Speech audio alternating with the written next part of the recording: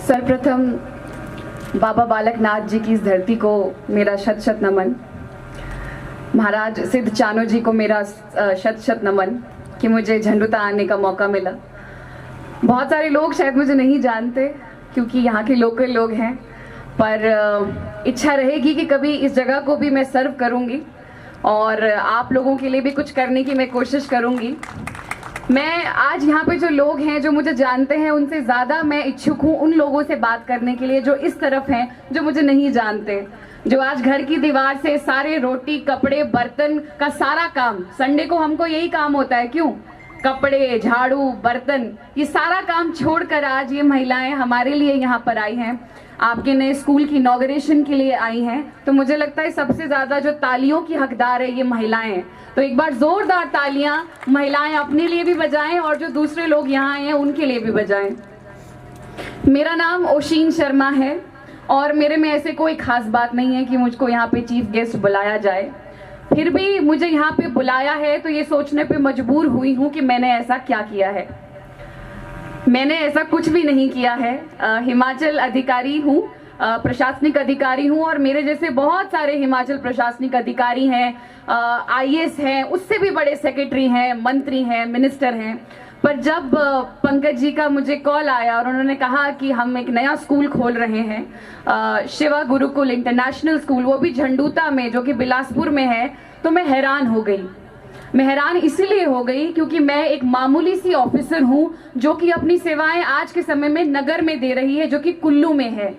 तो ऐसा कभी मुझे नहीं लगता इतिहास में हुआ है कि कोई अधिकारी जहां उसका कार्य क्षेत्र है उसको वहां से छोड़कर दूसरी जगह से निमंत्रण आ रहा है कि आप यहाँ आए और हमारे स्कूल का इनॉग्रेशन कीजिए। मैं इसके लिए आप लोगों को बहुत बहुत बहुत धन्यवाद करती हूँ, सारी की सारी स्कूल कमेटी का, अथॉरिटीज़ का, जिन लोगों ने ये डिसीजन लिया कि मुझ जैसी एक बिल्कुल नॉर्मल सिंपल लड़की को बुलाने का यहाँ डिसीजन लिया, बहुत बहुत धन्यवाद। बुलाया है तो कुछ जिम्मेदारी है और जिम्मेदारी है तो मेरे पास भी कुछ शब्द हैं क्योंकि मैं भी एक समय में स्कूल की इस प्रक्रिया से निकली हूँ और आज यहाँ पे हूँ। मैं पढ़ाई के साथ साथ मैं जब नौकरी लगी उसके बाद मुझे ऐसा लगता है कि मेरे अंदर एक जिम्मेदारी का एहसास हुआ कि जिन मुश्किलों से मैं गुजरी हूँ उन्हीं मुश्किलों से बाकी के बच्चे नहीं गुजरने चाहिए। हिमाचल के बारे में आप लोग ये जानते होंगे कि हम 90% हम लोग जो हैं वो गांव के हैं, हम रूरल हैं, हम लोग कोई बहुत शहरी लोग नहीं हैं। और ये कहते हुए मुझे किसी प्रकार की कोई शर्म नहीं है। आज दिल्ली मुंबई से लोग जगह छोड़कर हिमाचल में बसना चाहते हैं, हिमाचल की हवा खाना चाहते हैं, हिमाचल के पर्यावरण में अपने बच्चों को शिक्षा देना चाहते हैं, स्वास्थ्य ठीक रखना चाहते हैं, क्योंकि हिमाचल की हवा में जादू है। इसको देवभूमि यूं ही नहीं कहा जाता, किसी कारण से देवभूमि है। मुझे भी अपनी शिक्षा प्राप्त करने का मौका शिमला में मिला। मेरी माँ वहाँ पे काम करती थी, मेरे छोटे भाई बहन हैं, मैं घर में सबसे बड़ी हूँ। शिक्षा लेते लेते बड़े हुए, उसके बाद लगा कि नहीं, अब नौकरी का समय आया है। लड़की को हमेशा बहुत सारी चॉइसेस तो नहीं मिलती, दो चॉइस होती है भाई, या तो ब्याह कर लो, है ना, या फिर अपने पैरों पे खड़ी हो जाओ। या अपने पैरों पे खड़ी हो जाओ वाली लाइन बड़ी कम लोगों को जो है वो सुनाई देती है, बड़ी कम लड़कियों को घर से आवाज सुनाई देती है कि भाई तो अपने पैरों पे खड़ी हो जा। लड़कियों पे इतना प्रेशर नहीं होता है घर में 2 रोटी कमाने का जितना प्रेशर बेचारे लड़कों पे होता है, और ये लड़के इस बात को मानेंगे क्योंकि आज के समय में बेटा नहीं बल्कि एक बेरोजगार बेटा बहुत बड़ा बोझ माना जा रहा है। सही कह रही हूँ? ये दुख आपके अपने हैं, मैं समझती हूँ, लेकिन पुरुषों के साथ साथ महिलाओं को भी कमाना और एटलीस्ट जो 2 रोटी दाल सब्जी वो रात को अपने आप खाती हैं वो उनकी अपनी कमाई की हो, ये बहुत बहुत बहुत ज्यादा जरूरी है। मैं आज यहाँ पे स्कूल का इनॉग्रेशन है, कोई वैसा भाषण देने नहीं आई हूँ। मैं बस इतना बोलना चाहती हूँ कि शिवा गुरुकुल इंटरनेशनल स्कूल, क्योंकि अब शायद 15-16 मार्च से ये शुरू हो जाएगा स्कूल, आप लोगों के कंधों पे बहुत बड़ी जिम्मेदारी है। आप आने वाली कई पीढ़ियों का जो फ्यूचर है वो अपने हाथ में लेकर बैठे हैं। ये जो फ्रंट लाइन में लोग बैठे हैं ये सिंपल लोग नहीं है, आप कारीगर लोग हैं। अपनी कीमत को पहचानिए। आपके हाथ से जो बच्चा निकल कर जाएगा, जितना तराशेंगे वो बच्चा उतना ही चमकेगा, हमसे भी 100 गुना करोड़ गुना चमके, मेरी यही इच्छा है। मैं आप लोगों को थोड़ा सा बताना चाहती हूँ कि आज तक शिक्षा प्रणाली में क्या कमी रही है और शिक्षा प्रणाली को कैसे थोड़ा सा इंप्रूव किया जा सकता है। आप लोगों ने जापान देश का नाम सुना होगा। मैं आप लोगों को बताऊं, जापान देश बहुत ज्यादा विकसित देश है, हम तो विकासशील देश है, वो बहुत ज्यादा विकसित देश है, उनकी आय हमसे ज्यादा है, सब कुछ उनमें हमसे ज्यादा है, लेकिन एक चीज है जिनमें मैं मानती हूं कि वो हमसे 1000 गुना आगे हैं। जापान के बच्चे अपने स्कूल की खुद सफाई करते हैं। बहुत छोटा शब्द है सफाई करना। सफाई करना कौन सी बड़ी बात है, मतलब कूड़ा उठा दिया कौन सी बड़ी बात है। या हो सकता है मैं आपको बताना चाहती हूँ, वो अपने टॉयलेट्स भी खुद साफ करते हैं। अपने क्लासरूम जहां बैठते हैं वो इंश्योर करते हैं कि 3 बजे छुट्टी होती है तो बेंच के आसपास कूड़ा ना पड़ा हो, वो कूड़े को उठा के डस्टबिन में डालते हैं। अगर ये शिक्षा भारत के हर एक बच्चे को नर्सरी, आपकी केजी फर्स्ट क्लास से मिल रही है, चलो नर्सरी केजी के बच्चे को पता नहीं होता, फर्स्ट क्लास का बच्चा कॉन्शियस होने लगता है, फर्स्ट क्लास से अगर भारत के हर एक बच्चे को ये शिक्षा मिले कि तुम अपने कूड़े के लिए स्वयं जिम्मेदार हो, तो आप मुझे खुद बताएं क्या वो बच्चा इतने साल शिक्षा पाकर किस प्रकार का व्यक्ति बनेगा। जरा थोड़ी देर के लिए जरा सोचिए इस बात को। एक व्हाट्सएप सभी व्हाट्सएप ग्रुप पे है, गुड मॉर्निंग गुड नाइट सभी भेजते हैं, तो वहां पे ये भी कोट मैंने पढ़ा था कि अगर एक अशिक्षित व्यक्ति शिक्षित व्यक्ति का कूड़ा उठाता है तो ऐसी शिक्षा जो है वो अपने आप में ही कूड़ा है। और मैं इस बात से बिल्कुल जो है वो समर्थ रखती हूँ कि बिल्कुल सच बात है। एक बेरोजगार इंसान आपका कूड़ा उठा रहा है और आप कह रहे हैं मैं पीएचडी हूं, मैं डॉक्टर हूं, मैं आईएएस हूं, मैं एचएस हूं। जी नहीं, आप बहुत बड़े जीरो हैं। ये मेरा ऐसा मानना है, मेरे पिताजी ने, मेरी माँ ने मुझे यही सिखाया है। डीसी सर थे यहाँ पे, पंकज राय सर, आप ही के एरिया के, अभी उनकी बदली हो गई। जब उनके साथ काम करने का मौका मिला तो डीसी सर ने एक पहल शुरू की थी, उस पहल का नाम था खेल खेल में स्वच्छता का पाठ। मैं चाहती हूँ शिव गुरुकुल स्कूल जब अब अपनी जड़ें पकड़े तो सबसे पहला जो ध्यान दे वो बच्चों में यही बताए कि एजुकेशन का कोई फायदा नहीं है अगर ऐसी एजुकेशन वैल्यू के साथ नहीं आती। बच्चों को सिखाओ कि आप अपने कूड़े के लिए खुद जिम्मेदार है, तभी आपका बच्चा एक शिक्षित, एक सभ्य व्यक्ति बन सकता है, और एक शिक्षित और सभ्य व्यक्ति ही एक अच्छे देश का निर्माण कर सकता है। वरना नारे लगाने से कुछ भी नहीं हासिल होगा, ये शिक्षा आपको बचपन से ही देनी होगी।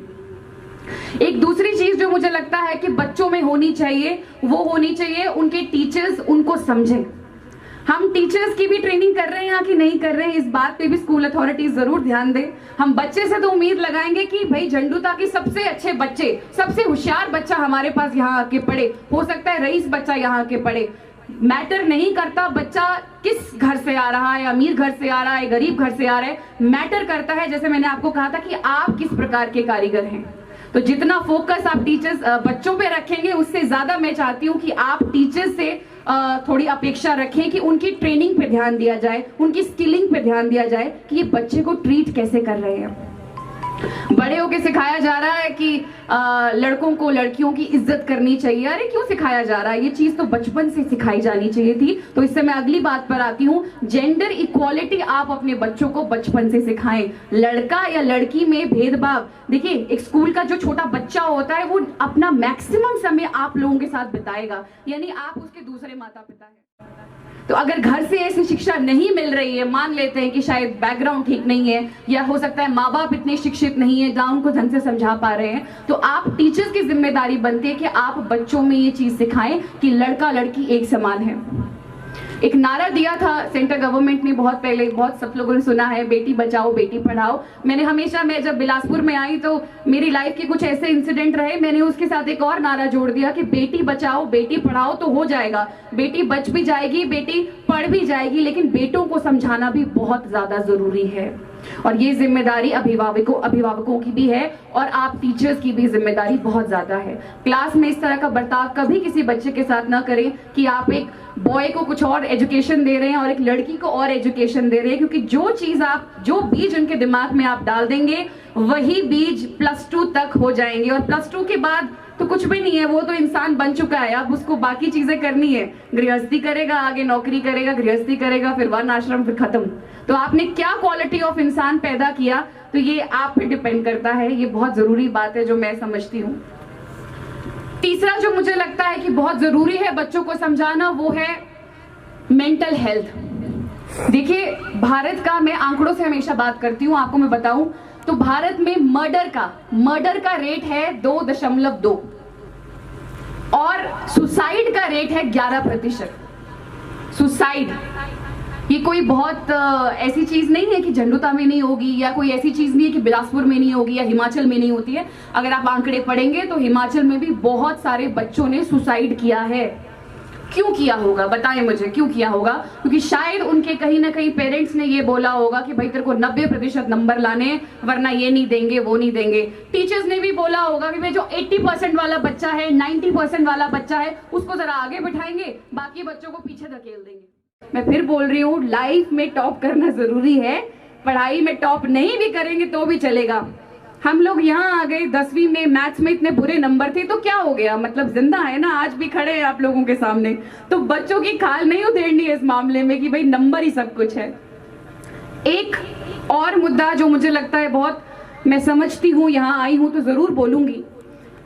ये एक प्राइवेट स्कूल है और जैसा मैंने कहा हिमाचल 90% रूरल है, यहाँ पे सरकारी स्कूल भी बहुत है। मैं सुबह किसी से बात कर रही थी कि अगर कोई स्कूल, स्पेशली प्राइवेट स्कूल, ये नहीं सिखा पाया अपने बच्चों को कि एक सरकारी स्कूल के बच्चे के साथ कैसा बिहेव करना है, बात क्या करनी है, किस तरीके से उसके साथ रखना है, तो ऐसी शिक्षा का भी कोई फायदा नहीं है। ऐसी शिक्षा जीरो है।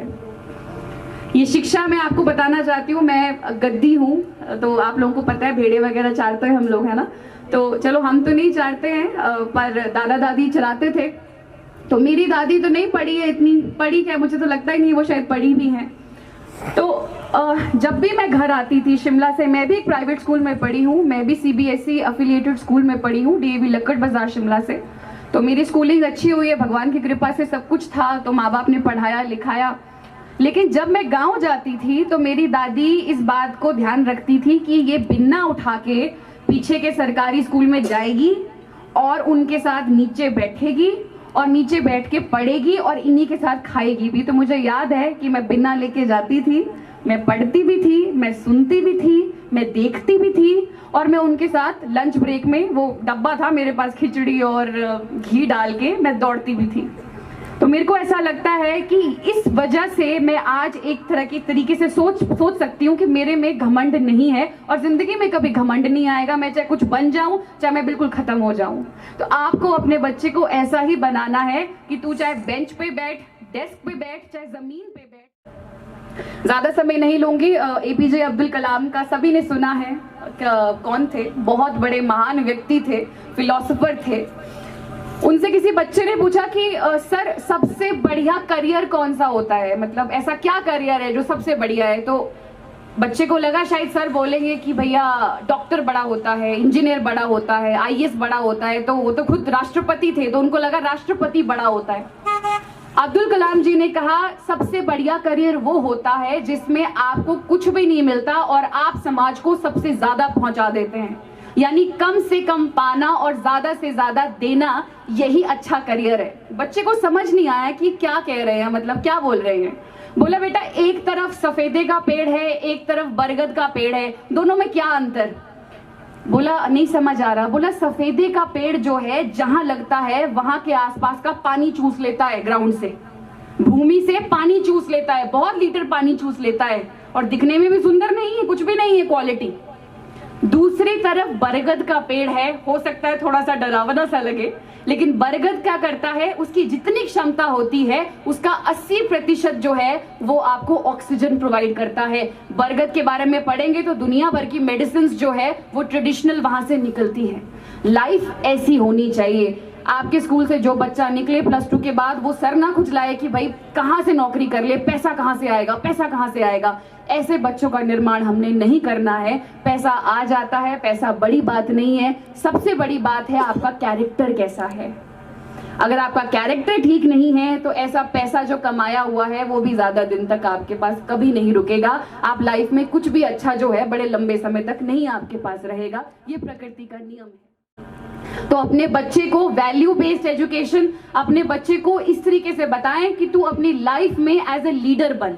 लीडर कौन है? अभी यहाँ पे एंकर ने कहा था कि लीडर वो है जो लीड करता है सामने से, एग्जाम्पल सेट करता है सामने से, तो वही लीडर है। बिल्कुल सही डेफिनेशन है। तो आप भी अपने बच्चों को ऐसा बनाएं कि अपनी एजुकेशन का जो पर्पस हो वो लीडरशिप हो। वो ऐसा लीडर बने जो ये बोले कि समाज से मुझे लेना नहीं है। वो ये ना बोले कि भाई पैसा कौन सी जॉब में सबसे ज्यादा है, वहां पैसा जाता हूँ, वहां मुझे पैसा कमाना है।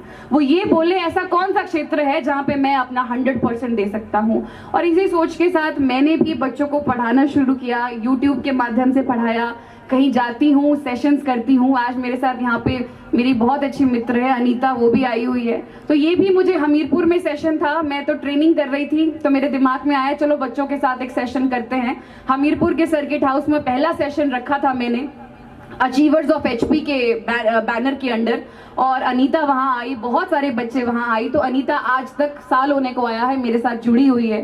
तो मैं ऐसे ही चाहती हूँ हिमाचल में बहुत सारी बेटियां, बहुत सारी महिलाएं हमारे साथ जुड़े, क्योंकि इसमें कुछ भी नहीं है। नौकरी हमने भी करनी है, घर के काम आपने भी करने हैं, बाकियों ने भी करने हैं, पर अगर हम अपनी डेवलपमेंट के लिए कुछ समय निकाल पाए तभी हम इंसान हैं। वरना रोटी कपड़ा मकान जो है ये तो आजकल पैसे देकर भी हो जाता है, कुछ नहीं है। हम क्या हैं ये बहुत जरूरी है समझना कि हमारा इस पृथ्वी पे जन्म हुआ है तो क्यों हुआ है।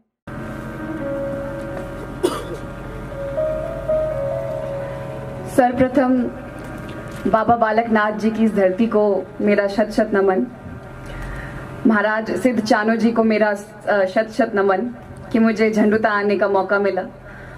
बहुत सारे लोग शायद मुझे नहीं जानते क्योंकि यहाँ के लोकल लोग हैं, पर इच्छा रहेगी कि कभी इस जगह को भी मैं सर्व करूँगी और आप लोगों के लिए भी कुछ करने की मैं कोशिश करूँगी।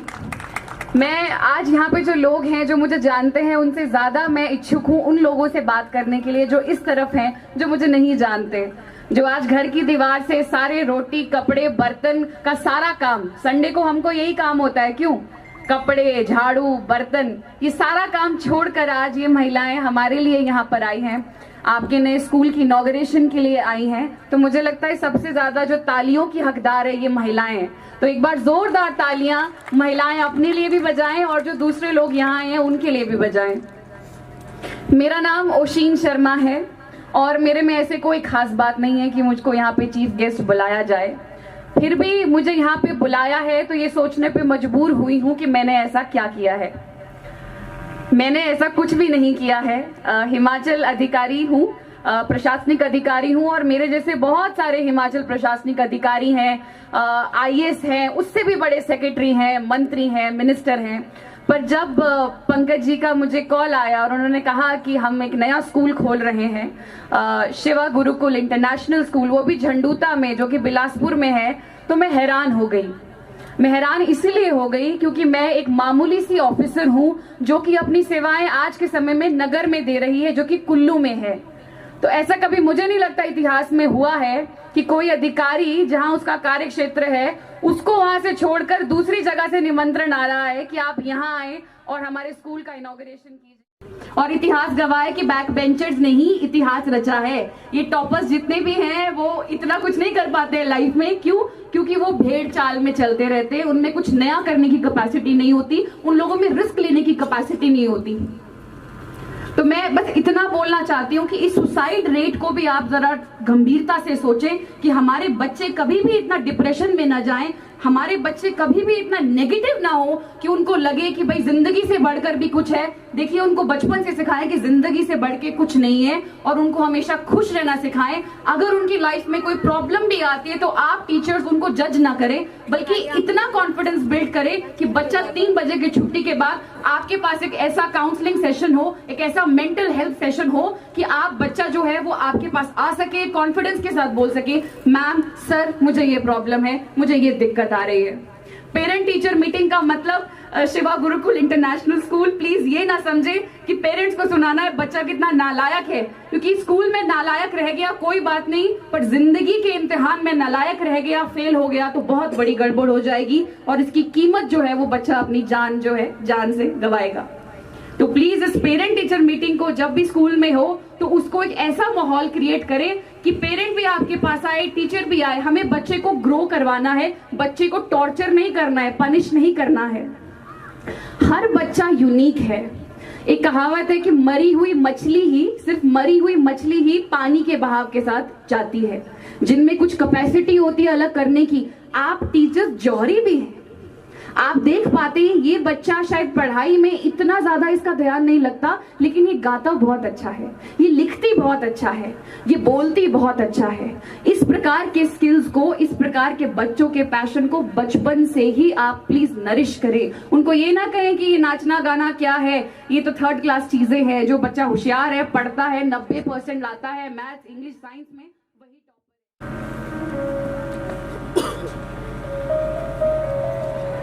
सर्वप्रथम बाबा बालकनाथ जी की इस धरती को मेरा शत शत नमन। महाराज सिद्ध चानो जी को मेरा शत शत नमन कि मुझे झंडुता आने का मौका मिला। बहुत सारे लोग शायद मुझे नहीं जानते क्योंकि यहाँ के लोकल लोग हैं, पर इच्छा रहेगी कि कभी इस जगह को भी मैं सर्व करूँगी और आप लोगों के लिए भी कुछ करने की मैं कोशिश करूँगी।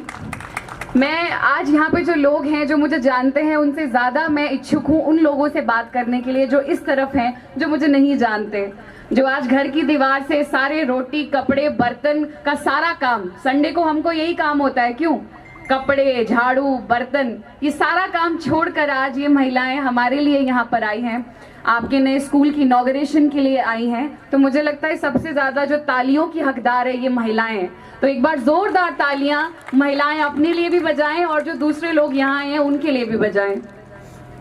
मेरा नाम ओशीन शर्मा है और मेरे में ऐसे कोई खास बात नहीं है कि मुझको यहाँ पे चीफ गेस्ट बुलाया जाए।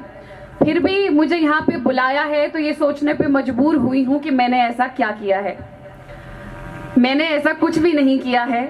हिमाचल अधिकारी हूँ, प्रशासनिक अधिकारी हूँ और मेरे जैसे बहुत सारे हिमाचल प्रशासनिक अधिकारी हैं, आईएएस हैं, उससे भी बड़े सेक्रेटरी हैं, मंत्री हैं, मिनिस्टर हैं। पर जब पंकज जी का मुझे कॉल आया और उन्होंने कहा कि हम एक नया स्कूल खोल रहे हैं, शिवा गुरुकुल इंटरनेशनल स्कूल, वो भी झंडूता में जो कि बिलासपुर में है, तो मैं हैरान हो गई। मैं हैरान इसलिए हो गई क्योंकि मैं एक मामूली सी ऑफिसर हूं जो कि अपनी सेवाएं आज के समय में नगर में दे रही है जो कि कुल्लू में है। तो ऐसा कभी मुझे नहीं लगता इतिहास में हुआ है कि कोई अधिकारी जहां उसका कार्य क्षेत्र है उसको वहां से छोड़कर दूसरी जगह से निमंत्रण आ रहा है कि आप यहाँ आए और हमारे स्कूल का इनॉग्रेशन कीजिए। मैं इसके लिए आप लोगों को बहुत बहुत बहुत धन्यवाद करती हूँ, सारी की सारी स्कूल कमेटी का, अथॉरिटीज का, जिन लोगों ने ये डिसीजन लिया कि मुझ जैसी एक बिल्कुल नॉर्मल सिंपल लड़की को बुलाने का यहाँ डिसीजन लिया। बहुत बहुत धन्यवाद। बुलाया है तो कुछ जिम्मेदारी है और जिम्मेदारी है तो मेरे पास भी कुछ शब्द हैं, क्योंकि मैं भी एक समय में स्कूल की इस प्रक्रिया से निकली हूँ।